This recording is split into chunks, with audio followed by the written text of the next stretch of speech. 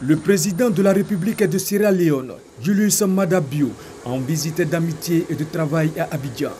Arrivé à 11h15, il a été accueilli à sa descente d'avion par le président de la République, Alassane Ouattara.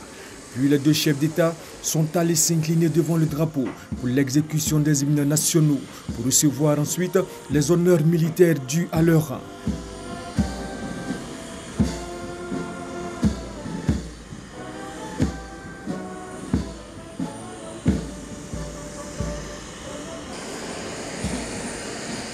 Honneur militaire rendu par la musique de la garde républicaine, le drapeau de l'État et sa garde, 2 pelotons de l'école de gendarmerie d'Abidjan et 3 sections de la garde républicaine aux ordres du chef de bataillon Gourou Libi Francis. Échange de poignées avec le grand commandement, puis bain de foule des 2 chefs d'État.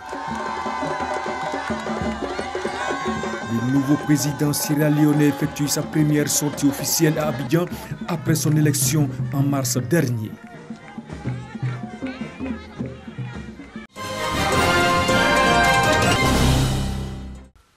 Communiqué de la présidence de la République. Le président de la République, son Excellence M. Alassane Ouattara, a procédé ce vendredi 4 mai 2018 à la signature d'un décret portant nomination d'un ministre à la présidence de la République. Ainsi, M. Amadou Soumaoro est nommé ministre auprès du président de la République chargé des affaires politiques, fait à Abidjan le 4 mai 2018.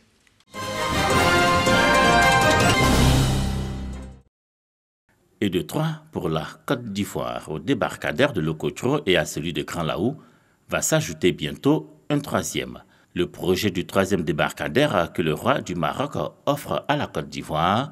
Il en a été question lors des échanges entre le ministre des Ressources animales et halieutiques, Kobena Kwasi Djoumani, et le ministre marocain de l'Agriculture, de la Pêche maritime et des eaux et forêts.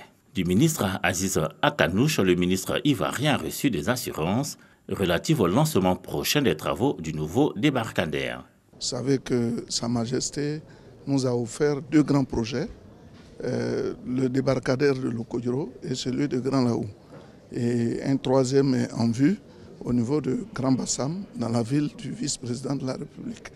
Donc nous avons parlé de tous ces projets et nous avons profité de cette rencontre pour encore une fois rendre hommage à Sa Majesté le Roi que de l'Assise pour tout ce qu'il fait pour l'Afrique et en particulier pour la Côte d'Ivoire. La rencontre entre les ministres ivoiriens et marocains s'est tenue en marge du Salon international de l'agriculture du Maroc. L'édition 2018, la 13e, a accueilli 1400 exposants en provenance de 70 pays.